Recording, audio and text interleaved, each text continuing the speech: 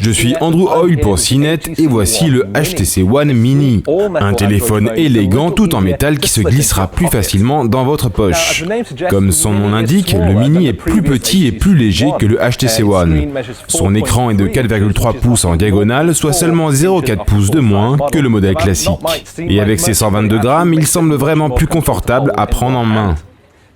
En termes de design, ce Mini ne diffère pas vraiment de la version classique.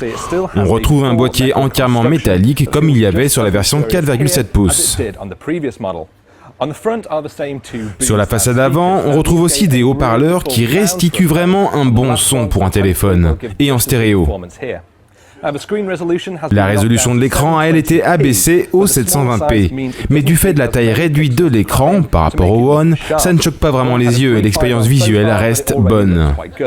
Ce Mini embarque un processeur Snapdragon 400 double cœur, cadencé à 1,4 GHz. Cela devrait lui donner de bonnes performances, même s'il faudra attendre le test complet pour se prononcer. Il tourne sous la dernière version d'Android, Jelly Bean 4.2.2. Les possesseurs du One pourront également mettre à jour leur OS. C'est vraiment un plus qu'ils aient intégré directement la dernière version d'Android. Par-dessus cela, on retrouve la classique surcouche logicielle du constructeur, HTC Sense, avec ses menus et son Blink Feeds qui agrègent vos contenus, vos réseaux sociaux ou encore des news en scrollant l'écran.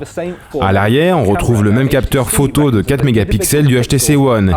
Il s'appuie toujours sur la même technologie baptisée Ultra Pixel, et le rendu des photos semble toujours aussi bon.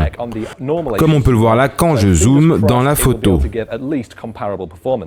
Si le HTC Mini n'atteint pas toutes les spécificités techniques de son grand frère, pour autant il a le même design séduisant et propose un format compact qui sera l'ami de vos poches.